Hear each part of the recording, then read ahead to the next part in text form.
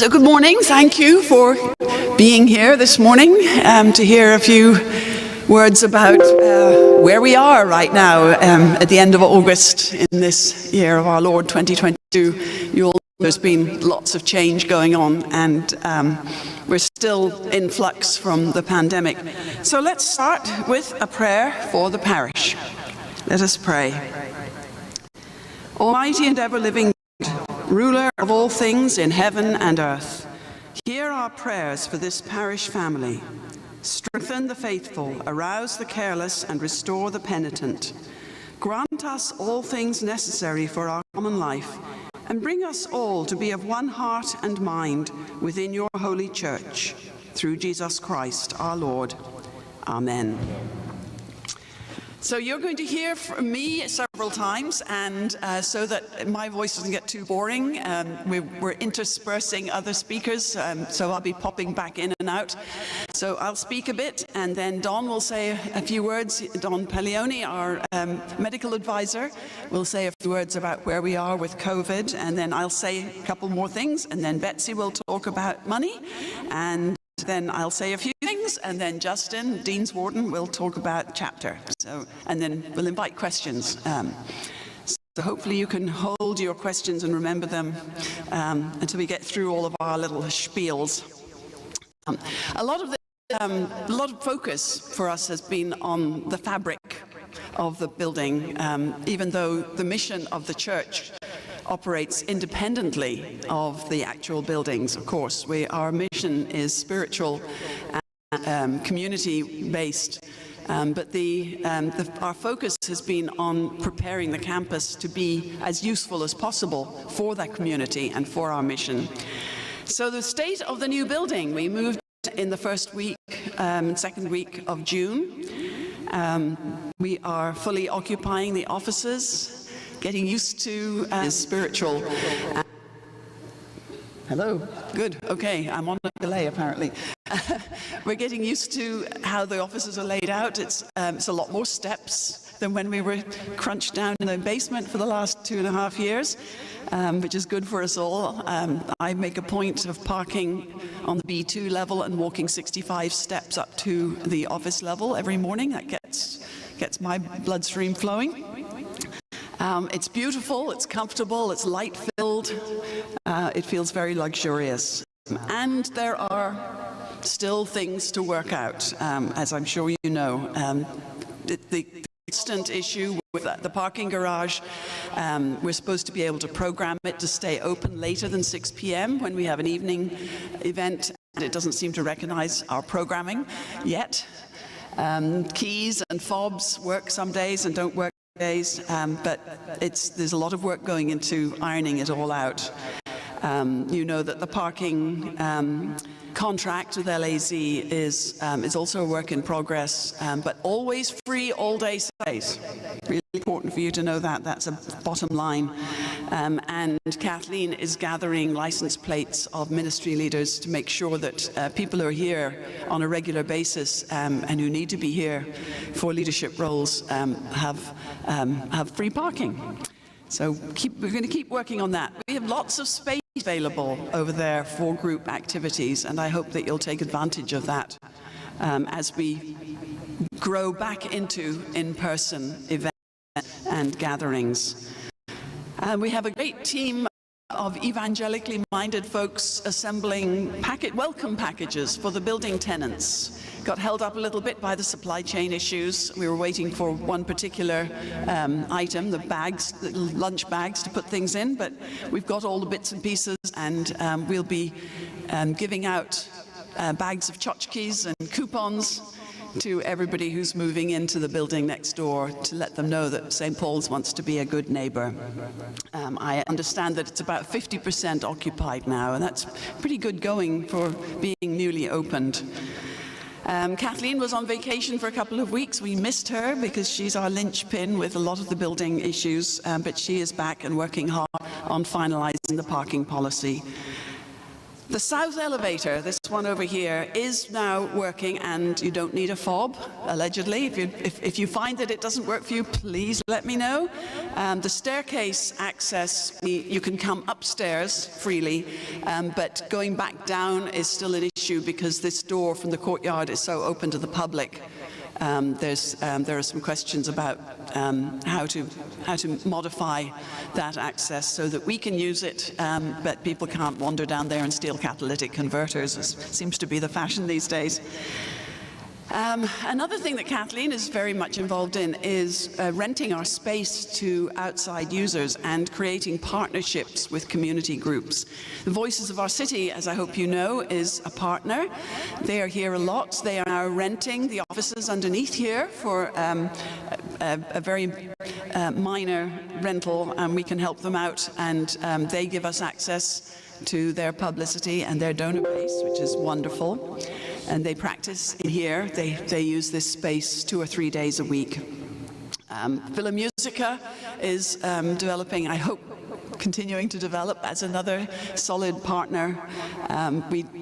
Several of you were here last night for the Symphony Orchestra concert. It was an adventure, learning what works, what doesn't work, what needs to work. But I think from the audience point of view, apart from the people who unfortunately were in here and had no sound, I think it was a big success for those who were packed into the cathedral, and thank you all for coming. It's great. Yeah, yeah. There you go. Come early and get a good seat. Yeah. But yeah, it was great fun for the orchestra, and that was about the biggest orchestra that we would ever have in there. Yeah, I think the chancel itself would be ideal for a chamber orchestra concert where we don't overflow onto the floor. But they'll be doing more concerts and recitals, mostly in this space. We learned that we need to have a better system and team for moving the furniture out of the chancel and back into the chancel. Thank you, Gary Owen, for being my moving partner as we put everything back in after the concert last night. So we'll improve on that. We couldn't really ask the sextons to work a 13-hour day in order to have extra help, so we continue to work on that. A lot of community organizations are booking space and inquiring about cost and looking for space for meetings and fundraisers and special events. We give small non-profits a pretty major break on rent costs because we want to bring people in. That's what we're here for. Well, the facilities team is working on improving and creating really good systems for our event productions. Feedback is always welcome, and thank you, Blair, for letting me know that the entrance back into the building last night was problematic. The chancel project, construction of it went extremely well. It was a great team. We all worked very well together. The sound system is still a work in progress because we're waiting for equipment, supply chain. The lights, we had a major misunderstanding between the cathedral team and the construction team on the lighting of the chancel itself for the people in the chancel, and we're working on remediating that so that choir and clergy have better light. But fortunately, the project came in, this is kind of a miracle, under the budget, and we have some money left over from the 2 gifts that we got for that project, and so that will go a long way to helping. We will break the piggy bank eventually. Yeah, Michael. Oh, yeah. What the chancel is. What is you need this for the Zoom. this room? The chancel is the chancel this room? This room is the Great Hall. The chancel is what you might call the stage area of the church itself. So it's the area up the steps where the altar and the choir and the clergy sit. That's got the new stone floor. Thank you. Thank you for asking that, because we talk in insider language all the time. Okay, back to this mic. On staffing, you all know who Xavier is by now, I hope. He is our assistant facilities manager and will be taking over from Bob Osley when he retires at the end of the year. And he's supervising the sextons now. We're about to hire another sexton part-time. Bob is, right now he's on vacation, so it's kind of an experimental period with Xavier, and Bob will be with us, but gradually handing over more and more. Nicholas Halbert is back on board as our artist in residence for a one-year contract, working on publicity and materials and recruiting for the choristers, the restart of the choristers.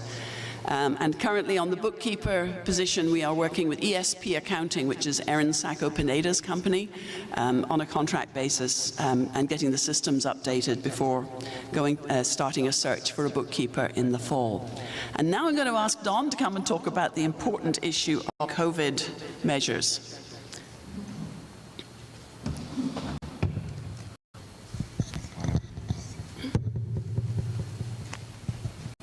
Hi there, do you come here often? Good morning. I'm here to talk to you about the Regathering Task Force. A lot of people are asking what that is. The task force was formed on the Dean's request at the onset of the pandemic. And our goal was to guide the Cathedral in policy to keep our community safe and healthy. And we have been successful very much in doing that. We initially met at least weekly, sometimes even more than weekly. We now meet monthly, and we are in communication by email between meetings, and we also will meet at any time that we need to meet, depending on what arises in the community. Just to give you an idea of what has happened, San Diego County, since the onset of this pandemic, we have had over 900,000 confirmed cases, and we have had over 5,400 deaths just in our county. The task force will next meet on September 7th. And some of the things that we look at as we look forward to what recommendation we'll be putting forward for the Cathedral. As we enter the fall and winter, we can expect an increase in COVID activity, very much so. As coronavirus does thrive in the winter and the Omicron continues to mutate, there is a very strong possibility of a winter resurgence. There are new Omicron subvariants spreading around the globe. One of the new subvariants of concern, BA 4.6, is now present in our community, as evidenced by viral wastewater analysis. The last analysis of these subtypes was done on the 17th, and we are awaiting the one that was done on the 24th, but the results are not out. There is another subvariant of concern, 2.75, that has not shown presence yet in our community. BA5 is clearly the dominant subvariant in San Diego County and is highly contagious, and it has most certainly not gone away. As some of you may have noticed, people that you know in the community, there is really an uptick in this spreading, and people that have been very careful. Hospitalizations and deaths due to COVID continue in this county. Many who become infected with the dominant subvariant may not be as sick as you remember those that were sick at the onset of the pandemic, but they still are at risk for complications of COVID, including long COVID. We must keep in mind that there are those among us who are not fully vaccinated and those who are medically fragile and or immune compromised. Give you an idea around the globe, Japan is still getting hit very hard and is experiencing the highest number of deaths since the beginning of the pandemic. Looking to Australia, who is now in the winter season, as an indication of what might we expect, they are having sustained high rates of death during this season. Now, their death rates continue to be lower than ours, however, due to our lack of, really, we do not have a very good public health presence. Throughout the U.S., including San Diego County, all metrics, meaning positivity rate when testing, number of cases, number of deaths, they remain high, but they are definitely below the peak levels that we have had and are on the way down.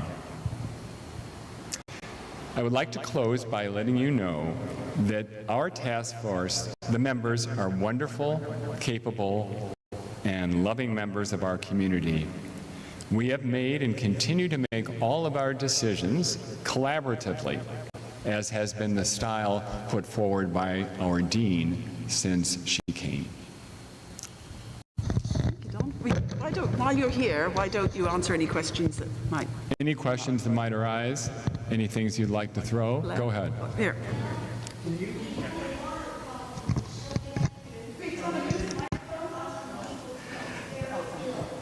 Could you comment? Donna, Donna, you have to wait till you have a microphone. Yeah, go ahead, Blair. Go ahead, Blair. Can you comment on Donna. Yeah, we have. Yeah, just wait. Blair's got the microphone. And You'll have it next. the microphone is necessary for the Zoom folks. Yeah.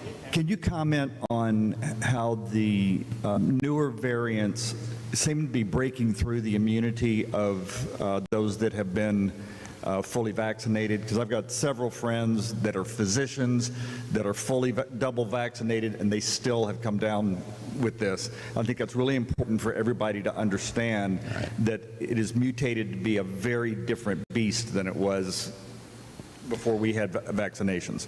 You know, your point, Blair, is exactly true. Number one, we have had variants that are not part of our vaccines that we are receiving. This is a very rapidly changing virus, and the variant that is dominant in our community is highly contagious, much more contagious than the initial subvariants of the virus. So your point is absolutely right on. Because don't feel like you're fully protected. No. Because you had all the vaccines. No. Yeah. My brother just got it as well. Okay. Donna, use the microphone, I'm not please. used to microphones, so excuse me. I have observed in the last 6 months the use of more and more bottled water because our water is contaminated. I don't care what anybody says. We wash in it, we cook in it, we do things. But I think, and I really believe, this is one of the ways that people are getting violently sick in our city. We have to be careful, wash our hands a lot, what we pick up, what we do, follow the directions. The mask made me very ill. I got pneumonia. I had to rebuild a lung. And they say, don't wear it. And then I go places and they hand me a mask and say, wear it. And then I have a terrible time trying to breathe later after I take the mask off. Thank you, Donna, for bringing our attention to the water being contaminated. Are really an issue in our city. Right. Many people will never be vaccinated. We know this. Right. Because their doctors have already said, you've had it, you've got higher than the vaccinations we're Thank you, giving. Donna. Yeah. Thank you. How do you, as a health worker and advisor, feel about the mask and vaccination? Okay, I will answer your question. The vaccinations are the best weapon that we have right now. And masks are very important. That is why we continue to use them. They have been shown to be extremely helpful in reducing spread. So they should be used. And our wastewater is indeed infected, and that is one of the greatest ways we can tell about the prevalence of the virus in our community.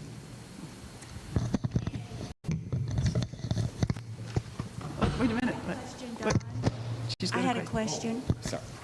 You don't get off that easy. Go ahead. Is there another vaccine coming out in the fall that will be helping us with this latest variant? Yes, there is going to be another vaccine in the fall that will be helping with the BA4 and BA5 variants. Both Pfizer and Moderna will be putting these forward. They are testing them now, and it will be available. We're getting a mixed message exactly when it will come out, but even if you've been double boosted already, it looks like it will still be available for us. Thank you. Grant, did you have a question? Okay. Microphone is coming. What about children? We have a grandchild who seems to have had it twice, and I'm just wondering what possibilities there are for either helping children or at least, I hate to talk about the word isolation for a child, but that's so strange. Well, certainly children are vulnerable. You're absolutely right. And you can get this more than once. You can get it more than twice. You can reinfect yourself multiple times with that. The idea that if you have it once, you have immunity, that is, it is true and not true. It is true to the degree that we do have a degree of defense, but it does not make you immune to reinfection. Okay. Thank you very much, Don. Sure. I just want to say a few words now about, about worship and music. We are restarting midweek worship in the church. We will restart having a noon Eucharist, I hope, on Friday, September 16th.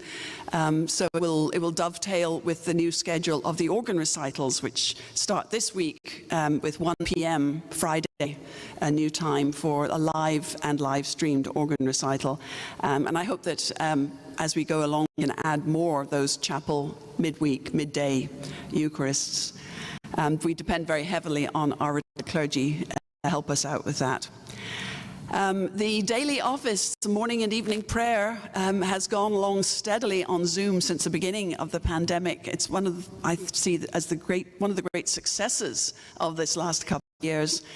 We have a regular attendance at morning prayer of 10, often more, people.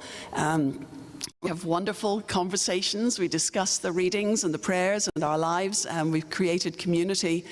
And I encourage any of you to join us. Before the pandemic, we used to offer morning prayer in the chapel in person, and often it was only the officiant. So it's a tenfold increase in attendance, which is not to be sneezed at. And we also offer evening prayer on Zoom 5 days a week, Monday to Friday at 5 p.m.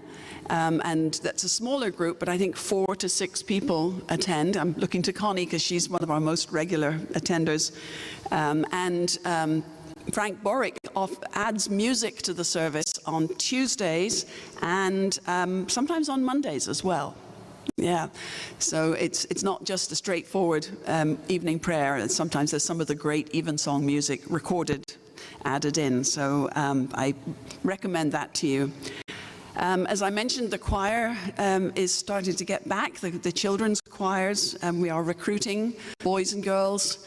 As you can imagine, it's basically starting from the bottom again, starting like a whole new program. There are very few kids who are still are available and able to sing in the treble range after 2.5 years, almost 3 years for them being off. The timetable is still unclear because Martin is taking his lead from what the parents are willing to do in terms of bringing their kids into a group environment and engaging in a very high-risk activity of singing in terms of COVID. But it's moving forward. The concert series, if you didn't know, we now have a concert series planned, and I think there are some flyers in the porches that you can pick up. It's roughly once a month, chamber music recitals, most of them in here showcasing the good Steinway. A couple of them, I think, feature the organs, so they'd be in the church. Please look at those flyers and watch our publicity to make sure you know when each concert takes place. The first one is at 6 p.m. on, I think, or 5 p.m. September 10th. Anyway, I know it's Saturday, September 10th.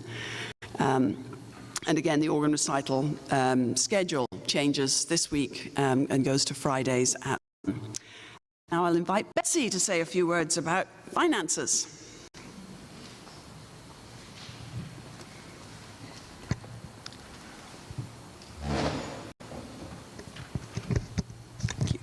Good Good morning. I have good news and some challenging news. A bit close to you. All right. So you have a handout that I've put on your seats that you can take a look at. I'm pleased to report that this year we're in pretty good shape. We're pretty much right on track with what we had planned. But looking ahead to 2023, we have a challenge, and I'm calling it the big squeeze, just to make it memorable. What we're looking at is we anticipate that our revenue in the coming year is going to be a bit lower than what we've had this year, and we have a couple reasons for that. One, we lost a member of the cathedral last year who was quite a large donor. And so our pledges, we think, will be down about $80,000 in the coming year. And that's a big number for us. Our whole budget is about $1.7 million, so that's a big pledge. Also, we get annual income from the Nutmeg and Olive LLC, which has investment income from the sale of the property next door. And we think that our annual draw from that investment income will be reduced by about $37,000. And the reason for that is because now that we have the new building and we own the offices and the commercial space, we are part of an HOA that's been created, and we have to pay what's equivalent to an HOA fee of $37,000. So the LLC will need to retain some of their income every year to pay that fee. Also, we have some good news on income. We'll have a little bit more income, I anticipate, from our enduring gifts, our endowment funds that we generate income to the cathedral each year. And hopefully we're going to have additional rental income that Kathleen's been working on, from parking and also renting out the event space and meeting space that we have next door. So overall, we think our total income will be reduced by about $82,000 a year. We all know that we're experiencing significant inflation in the United States right now, and that's what's really going to help to drive up our expenses for the coming year. So if you look at our total expenses for the year, are about a little over $1 million for our compensation for our staff. I factored in, what if we have a 5% increase in compensation costs for the coming year? That's about $57,000 additional expense. I was notified by Aaron Sacco-Pineda, who is our Director of Finance, yesterday that the diocese is actually recommending a 7% increase for staff for the coming year, to a cost of living adjustment to keep up with inflation. So that would increase our compensation expenses by about $75,000, more than I had anticipated.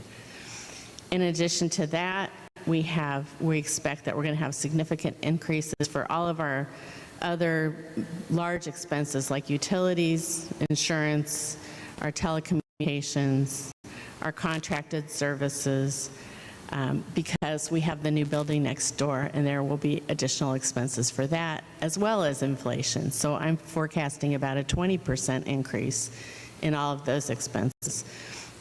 So if you add that all together, I had initially projected that we'd have about $100,000 increase in expenses.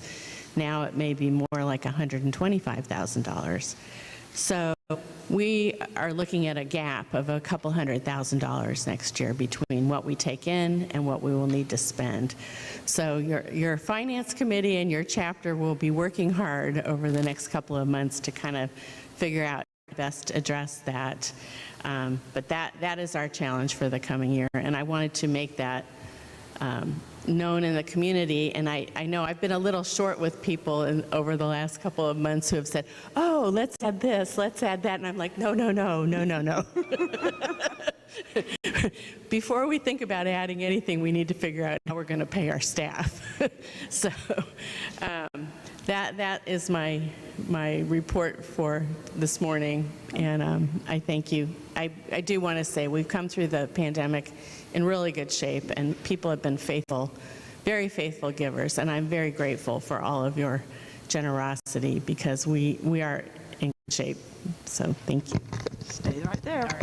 Any? Michael has a question. Apologize for this addition, but I realized that when I said that my granddaughter has had COVID twice, she lives in Berlin, Germany. Oh. So Okay. I don't have the nearness of risk there, and I realize I really made a big mistake making it sound like she's somebody I see regularly. And It's a question for everybody. Yeah. Any questions about finances? Okay. Thank you, Betsy. I will add from the LLC point of view that we are working on a lease with a very promising commercial tenant for the commercial space. It's going to take about a year for them to be up and running, though. They have to do tenant improvements. At the moment, it's a big empty space, and there's a lot they want to do to it. So once that rent starts coming in, I think we'll see the LLC. That will balance out. That will hopefully cover and more than cover the common area maintenance fees. Gary have a question related to finances. Just quickly, the impact of the general inflation on our specific expenses here. Impact of inflation? Yeah, I think, what I've seen over the last 5 months is that the bills from all of our vendors for services, for trash, for security, for our IT support, everything has gone up significantly. And I'm sure all of us are experiencing that at home with, people who rent has gone up, utilities have gone up, everything's going up. Groceries have gone up. Right. And I'll just give you a couple examples. In the new building, we have electronic locks. And the system to support no more keys, they're all electronic. The system to support that costs $500 a month. So it's $6,000 to pay for locks. It's just, there's a lot of, we have new expenses on top of the inflation. So we're summarizing all of that to put together the budget for the coming year. Thank you. And the electronic locks, as I understand it, they're not a luxury, they're a requirement for ADA compliance in a commercial and business environment. So moving on from the current short-term financial, to give you a quick update on the master plan and Postle Capital Campaign. We asked the architects to draw up a fifth amendment to the master plan to address issues raised by the altar servers and facilities staff, and they have done a brilliant job of that. I want to say, there's no wood to touch right now, but I want to say that the plan is very stable now. That's the hope. We want the plan to be the plan. Richard is working with our consultants on conducting interviews with selected individuals that are connected with the parish to move the feasibility study along. That's happening right now, and we expect results of that in late fall. That will give us a sense of what the capacity of the congregation might be for a capital campaign, and then we decide on the next steps, how much of the master plan we might be able to afford. The grants committee that I set up about 3 years ago will be very involved in seeking alternative sources of funding to boost what we ourselves can give from internally in the parish. And I'm very optimistic and hopeful that the focus on outreach and children's music will yield some grant money from outside sources. We are on pastoral care. Our Stephen ministry is flourishing. We have about a half dozen trainees that are about to start training in September. They'll be meeting about every other Saturday for several months. Trained Stephen ministers are available. If you would like to have a Stephen minister assigned to you, you're going through a difficult time, or if you know someone, they don't even have to be a parishioner, who might benefit from having that extra prayerful and friendly presence in their life. We do have several people available, so please let me know. I think we've reached about 60 people in all since we started this program, so that's been a significant assistance to our pastoral care. We are in need of Altar Guild members, and Connie would love to interview potential Altar Guild. If you know of someone who's a really good team player and would love to help keep the church beautiful, let me know or let Connie know. Justin, will you come and say a few words about the chapter? Justin is in his last year on chapter, is serving as Dean's Warden or first Vice President of the corporation. So I'm going to miss him when he goes off in January. Good morning. Just a few words about chapter. As many of you know or understand, chapter is the cathedral's vestry or executive board that supports our professional and clerical staff with the goings of the church. In a good year, you don't hear from chapter a lot because things are working smoothly and going well, and I'm happy that the past several years have been that way. We have a great team that is very diverse and very representative of our congregation, and I think that goes well to say that we are able to work together efficiently and effectively and really share the voice of our congregants.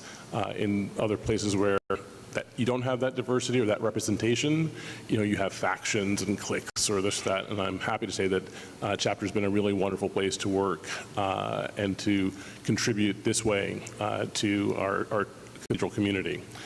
We are coming up on our next round of elections. As Dean Bridges said, I'm stepping down along with three other folks. So we will have 4 openings on chapter at our annual meeting coming up in January. We're opening up nominations as we speak. The nominating committee is tapping people on the shoulder, asking if they would like to serve in this way, and we invite other folks to thank you, Donna, to encourage their fellow parishioners to do the same.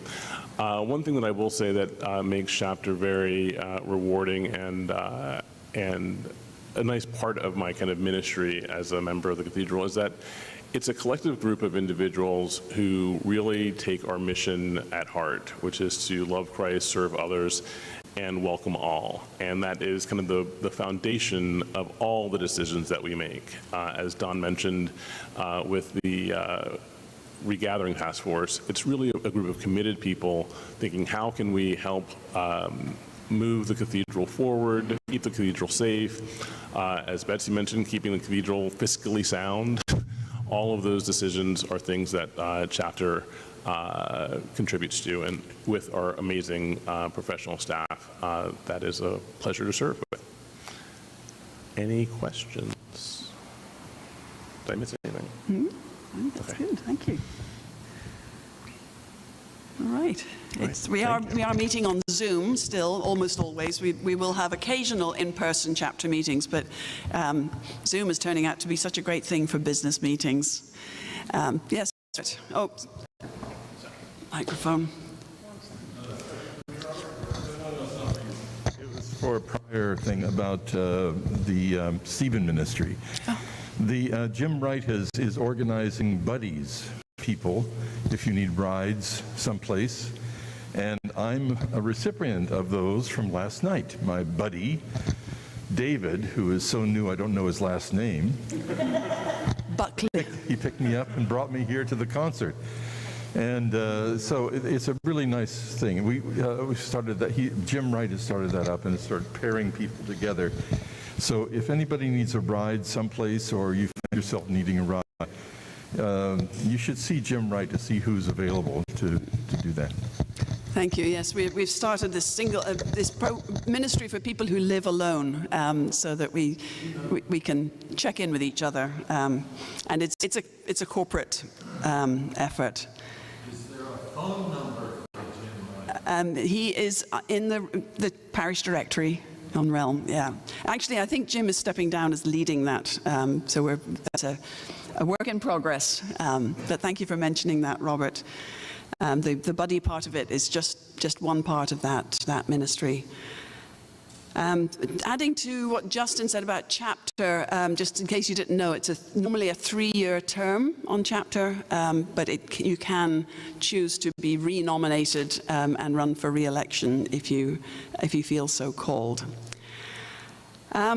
A couple of things that are coming up. The Good News Festival, the diocesan revival is coming in December, and Bishop Curry will be here. He will preach for us on Sunday, December 11th, so you definitely want to be here and get here early for a good seat.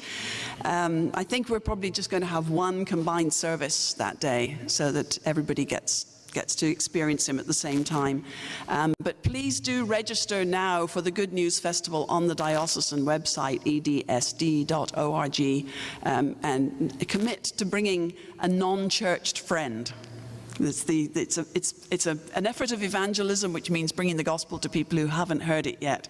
And we want Episcopalians there, but we don't just want Episcopalians there.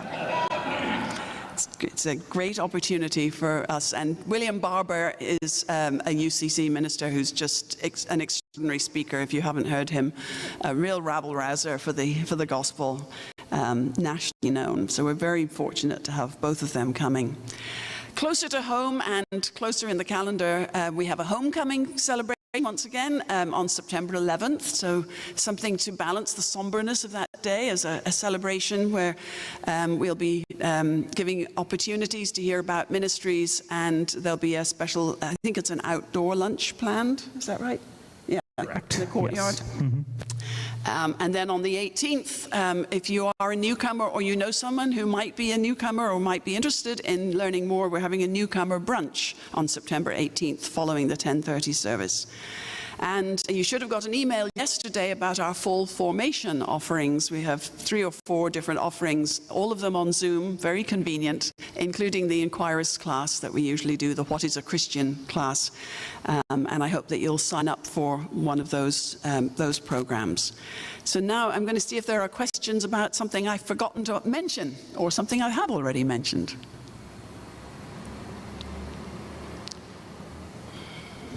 And Gary. I'm sure this isn't anything you forgot, but it's a follow-up to something you mentioned. Talking about our capital campaign, and you kind of said, see what the parish can handle. Are there any aspects of this that we could pitch beyond the parish for grants? Yes, and we have a grants committee, as I mentioned, that it's made up of people who do this for a living, and so they're going to be going out. We're going to be talking to all kinds of influential people around the community. Yeah, Ken and I do a lot of work with the Friends of the Claremont Library, and we've learned that groups like Rotary will help support something that benefits the community. Yeah. And I think we should probably have things that will qualify. Yeah, we're counting on that. And I know there's millions and millions of dollars out there just waiting for somebody to make a good ask. And so we want to make sure we make a good ask. We're currently looking, I think that just to be transparent, the total cost of the master plan at the moment is about $12.5 million. So we're dreaming big. And that's without thinking about earthquake remediation, which is a scary thought. Comment. That's what keeps Richard up at night. So I hope you get a sense of where we are in the parish right now. Robert's got a question, so maybe this will be the last question, and we'll wrap up. Well, I'm reluctant to bring this up because anyone who brings it up sounds like every misanthrope in literature. But there are people who are a bit annoyed by the North Aisle goings-on during church. Is there any way that the kids can be brought in at some point after the sermon, or and only those kids who are old enough to understand what's going on be there or something? I thought I was only one. I thought, oh, Robert, you're just an old fuddy-duddy, but I'm not. I brought this up, and there's a host of people who are suddenly annoyed by the fact that they're having to put up with this playpen in the North Aisle. And so I just wonder, I understood that there was going to be a nursery up here at some point, isn't that right? The nursery will be back in business. We're moving towards that. We're not ready yet. Okay. And please, since you brought that up, thank you, Robert, come to the forum next Sunday when Maya is going to talk all about why we have children in church and how that affects the formation and raising of children in the faith. Personally, when I see the little, she brings the group to the bottom of the steps in front of the altar, and I see their faces, and I see them doing what we do, and it's going into them, and it's being ingrained in them, and I find that very rewarding. But I do understand that it can be annoying to hear those little voices, especially in such a reverberant space. But please come and hear what Maya has to say next week. What a great segue! Thank you. So I think that's all we have to share right now. But if you have questions that occur to you later, feel free to email me. I'm actually going to be out of town for the next week, but I will get back to you eventually. And we're always glad to answer questions and have people come and get involved in these various planning groups. This is, as Don said, it's a very collaborative organization and ministry at St. Paul's Cathedral. Thank you all for your attendance and for your attention and engagement.